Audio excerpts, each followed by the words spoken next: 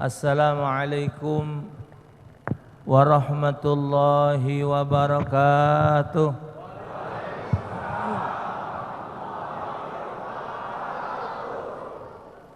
Wassalatu wassalamu ala khairil anam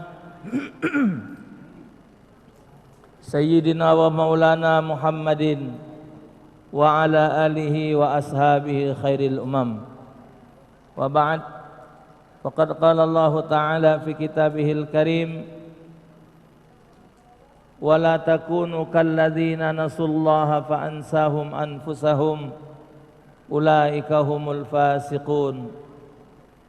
La yastawi ashabun nari wa ashabul jannah, ashabul jannati humul faizun. Wa qala Rasulullah sallallahu alaihi wasallam, ad-dunya mazra'atul akhirah. Sadaqallahu wa rasuluh. Para alim ulama yang dimuliakan oleh Allah, yang saya hormati Bapak Wali Kota Bengkulu beserta wakil, Bapak Sekda, Bapak-bapak unsur Muspida yang sempat hadir, baik TNI maupun Polri, para pemuka masyarakat, para cendik-cendikiawan, para pemuka masyarakat, para pengurus masjid, hadirin wal hadirat, para pendukung Prabowo rahimakumullah.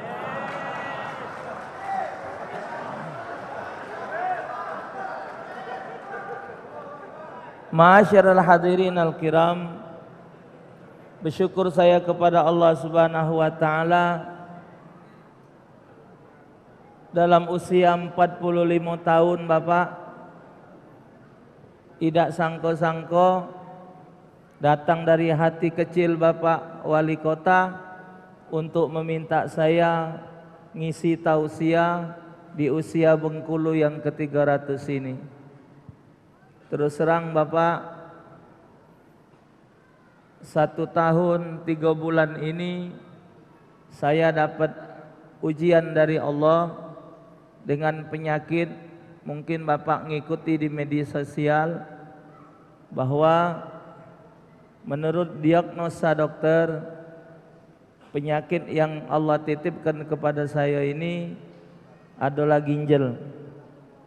Dan menurut dokter, ginjal saya tinggal 7%. Terakhir dapat surat dari dokter, saya disuruh untuk istirahat ceramah, tidak boleh jauh-jauh. Akhirnya Bapak, 3 bulan yang lalu sudah masuk beberapa jadwal untuk ngisi acara Isra dan Mi'raj di bulan Maret sama bulan April ini. Semuanya alhamdulillah demi kesehatan saya batalkan galau. Ke daerah Tebo, Muara Bungo, Jambi, Tugu Mulyo, semua saya batalkan. Tapi kalau kepengen ke Bengkulu, saya tahankan. Jadi saya tahankan Bapak, minta izin dengan dokter. Alhamdulillah tadi pagi sampai di Bengkulu dan malam ini berjumpa dengan Bapak Ibu sekalian. Semoga pertemuan kita di dunia ini modal untuk kita berjumpa di dalam syurganya Allah Subhanahu wa ta'ala. Bapak Ibu sekalian yang saya hormati, karena kita ini acaranya sudah maghrib. Kalau acaranya sudah isya agak panjang. Maghrib ini sebenarnya panjang juga, tapi biasa jemaah ini kalau sudah dengar azan mulai bingung. Kalau sudah dengar azan, mulai konsentrasinya hilang. Seolah-olah habis azan nak langsung sholat. Ibu bapak, di dalam ilmu fikih, begitu dengar azan, semua aktivitas yang kita lakukan mesti kita tinggalkan. Yang harus kita dahulukan itu adalah sholat, kecuali belajar, kecuali majelis taklim. Jadi kalau ada azan, kita lagi majelis, stop dulu dengar, selesai azan, majelis teruskan. Solat isyaknya lebih malam lebih afdal. Tidak menjadi dosa dan tidak haram hukumnya. Bahkan kata ulama, menuntut ilmu itu lebih wajib dari solat. No, hebat tak? Nuntut ilmu lebih wajib dari solat. Sebab solat tidak akan jadi benar kalau tak kata ilmu. Maka itu nuntut ilmu solat, belajar itu lebih wajib dari solat. Setelah ngerti ilmu solat, insya Allah solatnya jadi sempurna. Bapak Ibu sekalian saya hormati, dalam surah Al-Hasyr ayat 18, Allah mengingatkan kepada kita sekalian sehubungan dengan acara kita malam ini dikumpulkan 300.000 pemuda hijrah. Namanya hijrah itu kan pindah Bapak. Yang namanya pindah itu dari yang tidak baik kepada yang baik. Yang baik itu sudah ditunjukkan oleh Allah dalam Al-Quran, dan sudah Allah kirimkan contoh yang baik, Habibuna Muhammad sallallahu alaihi wasallam. Segala hal kita mencontoh kepada Nabi Muhammad. Apa baik? Apa baik? Yang namanya baik dan yang tidak baik itu sudah kita jingok mana yang tidak baik dan mana yang baik.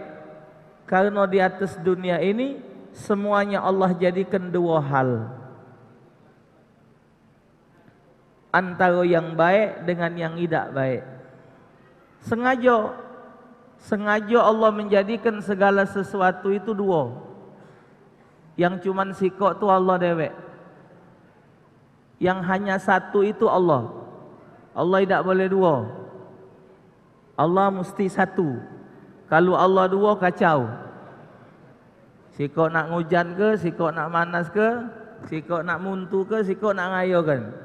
Jadi akhirnya Allah itu satu. Tapi lain dari Allah, Allah jadikan dua. Yang baik dan yang jahat, yang lanang betino, siang malam. Jadi supaya kita baca ada perbedaan. Ini siang, ini malam. Jadi dengan kejadian itu kita baca milih. Sekarang dalam kehidupan kita Bapak Ibu, kita baca melihat keadaan perputaran kehidupan antara yang baik dengan yang jahat. Sekarang kita nak nyontoh, siapa yang nak kita contoh?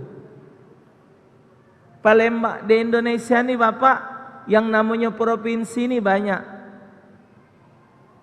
Berapa ikut provinsi yang kalau ada acara ulang tahun, acaranya seperti ini? Tuh. Berapa ikut provinsinya yang ada acara, dan di Bengkulu ni sudah berapa ikut gubernur, berapa ikut wali kota, dan berapa ikut yang sudah bikin acara seperti ini? Baru satu. Baru sikok inilah. Nah, berarti yang ke depan setelah beliau nanti jadikan tolak ukur. Oh, yang lama begitu, sebelum aku begini. Di antara yang sudah sebelum aku, yang ini yang terbaik, yang bagus. Contohlah yang ini. Maka itu Allah siapkan kita mata dua, kuping dua, pokoknya dua. Nah, segalanya Allah sebutkan dalam Al-Quran, wala takunu kalladzina nasullaha fa'ansahum anfusahum ulaika humul fasiqun. Jangan sekali-kali kamu menjadi manusia, menjadi hamba Allah yang lupa diri. Mereka yang lupa kepada Allah. Kalau kalian lupa kepada Allah, Allah akan jadikan kalian lupa dengan diri kalian sendiri. Itulah mereka yang lupa diri. Itulah orang-orang yang fasik. Lupa diri. Siapa dia ni dah ingat. Dia hidup di pojok dunia ini, dia tidak sadar untuk apa tu dia tidak faham. Tadi kata Pak Wali Kota tadi, kita ada tujuan akhir. Hidup ini tidak selamanya di dunia. Hidup ini tidak ada mungkin kita selamanya hidup di pucuk dunia ni, tidak mungkin. Tak lemak pula bapak. Wong lah mati kalau kita dewean. Ya. Wong lah mati kalau. Kita. Rambut panjang, kuku panjang. Nak beli kopi, kopi katik lagi. Beli beras, beras katik lagi. Nanya pula, kemana wongnya? Uji malaikat mati kalau. Tinggal kau tu lah belum mati. Kita nak lama-lama hidup di pojok dunia bapak, nak nyari apa? Apa dia yang kita cari di atas dunia ini? Tidak ada lain. Kita minta dengan Allah umur panjang-panjang apa? Iblis itu minta panjang umur cuman sikok tujuannya. Nak nyari kawan untuk di juru neraka kaget. Ini bapak. Yo ada wong penesan di WA. Katanya setan ini bapak sudah ngajukan surat ke Tuhan nak minta berhenti. Karena disalahkan manusia. Ada wong memperkosa, ketangkep polisi. Kenapa anda melakukan itu? Ya pak, saat itu saya kesetanan. Uji setan kau yang lanjak ke aku kau gawak.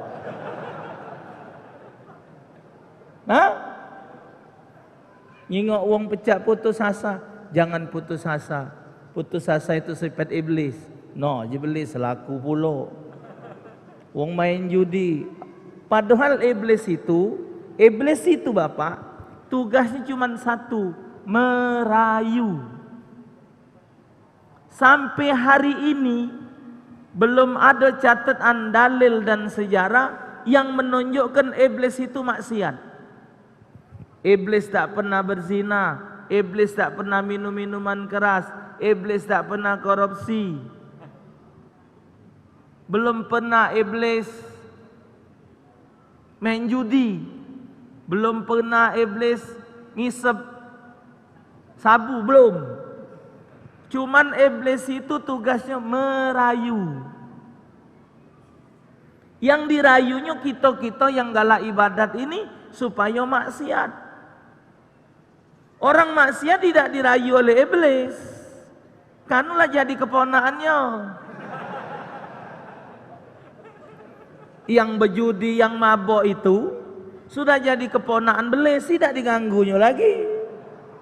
Yang diganggu iblis itu yang kita tidak galak maksiat ini. Kenapa mereka maksiat? Nanasullaha fa'an sahum. Mereka lupa kepada Allah, mereka tidak ingat kepada Allah, Allah lupakan mereka. Sehingga bapak, hidup mereka penuh dengan kemaksiatan. Bahkan Rasul nyatakan, idza marartum bi riyadil jannah farta'u. Qila ya Rasulullah wa mariyadil jannah? Qala majalisul ilm wa fi riwayah majalisul dzikir. Kalau kamu berjalan di dalam taman surga yang ada di atas dunia, duduklah kamu di dalamnya. Sahabat bertanya, ya Rasulullah, di mana taman surga yang ada di dunia? Majelis ilmu. Dalam riwayat majelis zikir. Siapa yang rajin duduk dalam majelis ilmu di dunia, alamat namanya tercatat di dalam surganya Allah Subhanahu wa ta'ala. Coba bapak duduk-duduk, baca subhanallah walhamdulillah wala ilaha illallah wallahu akbar. Mayar tidak? Mayar tak baca itu? Tidak. Bapak dia mayar. Tapi kata Nabi, siapa mengucap kalimat itu satu kali, akan tumbuh satu pohon di dalam syurga. Subhanallah wa bihamdihi, subhanallahil azim. Kalimatan khafifatan ala lisan, saqilatan fil mizan, habibatan 'indar rahman.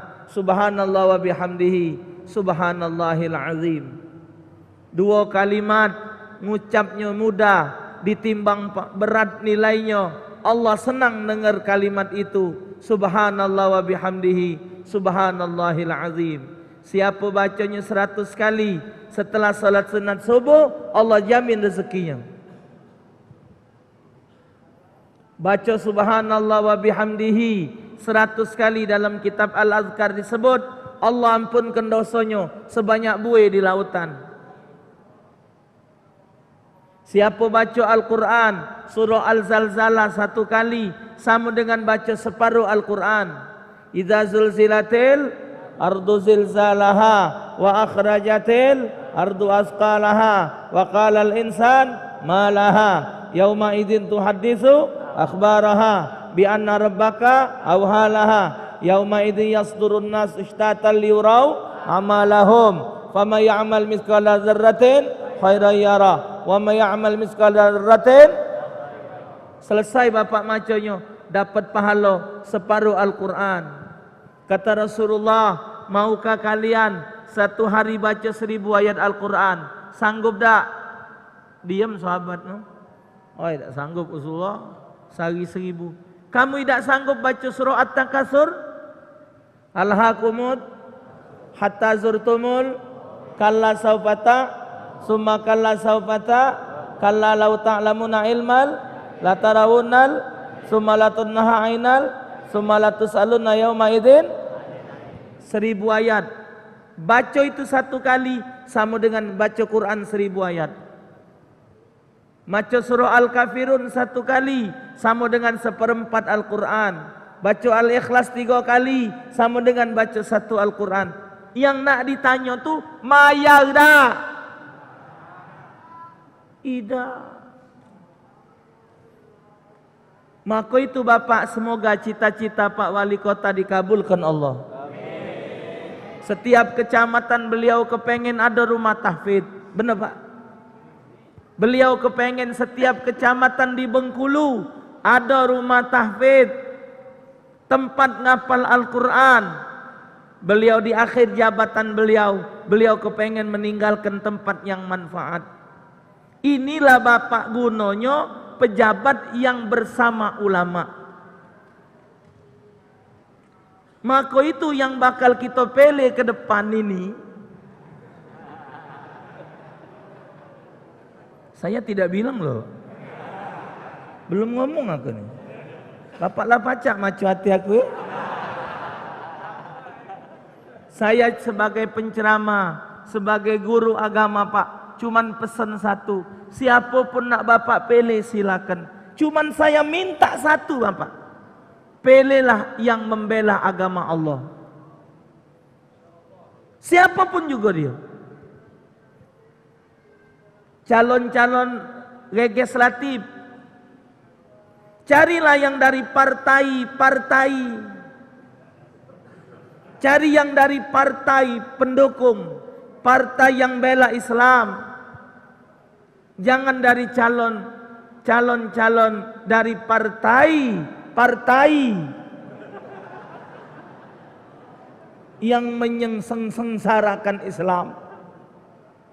Kata Nabi, barang siapa yang mempersulit urusan umatku, bukan umat aku. Termasuk bapak mendukung orang yang akan mempersulit umat Nabi Muhammad. Kita tidak diakui Nabi sebagai umatnya.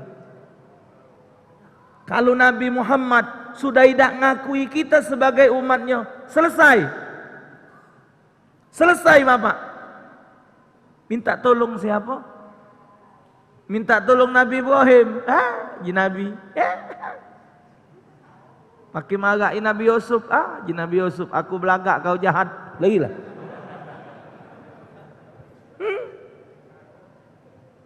Inilah bapak manfaatnya Bengkulu punya pemimpin yang hatinya dekat dengan ulama. Semua kepala dinas disuruh bapak hadir majelis. Beliau cuma hanya mengajak, tapi manfaatnya kan bapak-bapak yang ngerasakannya. Apakah beliau yang ngerasanya? Tidak. Kalau tantangan negara jadi baik, kan baik bapak hasilnya. Kita ini tinggal membenahi hati kita. memilih orang yang membela agama Allah. Kalau soal aturan sudah diatur, kita tidak baca. Tambah lagi Mahkamah Konstitusi, KPU, Bawaslu, mereka punya hak. Sekendak dia baik.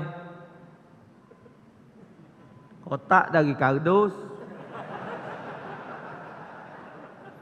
Yang hebat lagi kardus, dinjuk kunci. Keraslah kunci dari kardus lah. Tidak pacak punya dia. Wong gila di kongkon. Wong gila sampai ketawa, Pak. Uji kita ngapa bapak ni ketawa ni? Kami ni memang gila, Pak. Uji wong gila. Kami ni memang gila, Pak, tapi kami tak loloh. Ini ni banyak wong tak gila tapi loloh. Ngapa wong gila di kongkon? Buyan. Kita sudah ada aturan. Bapak ikuti aturan. Cuman waktu nak melenyo itu bapak jangan salah. Turuti bapak. Perhatikan benar-benar. Karena ini menyangkut kehidupan kita. Dan ingat bapak hadis tadi. Wala ta'awanu 'alal ismi wal 'udwan. Jangan saling tolong dalam permusuhan dan kemaksiatan. Orang yang memusuhi Islam, membenci Islam, maka kita nak dukung orang tersebut, berarti sama be kita dengan dia. Man a'ana ala ma'siyatin walau bi syatri kalimatin kana syarikan lahu. Siapa yang saling tolong dalam kemaksiatan walaupun separuh kalimat, itu sama dengan orang yang maksiat. Jadi kita harus memikirkan, membenahi kehidupan kita. Kalau soal aturan negara sudah tanggal 17 April kita datang ngapol sama KPPS, ini nomor kita, ganti kita gawak. Masuk ke bilik, pertama kita buka, kedua kita cocok, ketiga tutup, balik, selesai. Tidak katik cerita. Kita datang, pertama buka, satu buka, kedua cocok, ketiga tutup, balik, selesai. Ini terutama bapak-bapak yang umurnya sudah agak lanjut. Jadi begitu bapak muka, kaget kan 2 lapis. Waktu bapak muka 2 lapis, supaya donyo ni tidak ada salah, tangan kiri bapak tekan. Tangan kiri bapak tekan, tangan kanan bapak nyucuk, ya. Jadi tidak bergerak lagi dia, Pak. Kalau kaget salah, nah saya. Jadi bapak pegang sebelah kiri, tekan, aturannya. Ini tidak bisa dirubah. Tapi untuk menentukan pilihan iman, bapak pelajari dulu. Oh, Pak Prabowo seperti ini, Pak Sandiaga seperti ini, Pak Jokowi seperti ini, Pak Kiai Amin Ma'ruf Amin begini. Bapak pelajari beliau berdua ini. Oh, Pak Jokowi begini, ini oh. Sudah bapak paham, sudah bapak ngerti, sudah bapak pikirkan masa-masa, ikuti kata hati. Pas, pilih. Sudah. Iya. Kalau tidak pas jangan. Kalau pas di hati kita pilih. Siapa baik? Siapapun juga. Kalau pas pilih. Inilah bapak contohnya wali kota dan wakil wali kota, Pak Sekda, serta seluruh kepala dinas. Semoga hati beliau-beliau ini satu dengan Pak Wali Kota. Kalau manfaat Bengkulu jadi baik, jadi bagus Bapak, siapa yang bolehnya? Dan ini bukti, kata Nabi, sinfani, idza saluha saluhan nas, wa idza fasada fasadan nas. al-ulama wal umara. Hadis ini Bapak menyangkut angka 2. Ada 2 hal. Apabila 2 ini kata Nabi baik, maka bangsa ini jadi baik. Kalau 2 ini rusak, maka bangsa jadi rusak. Al-ulama wal umara. Ulama dan umara. Yang benar itu umara natangi ulama, minta nasihat, minta arahan.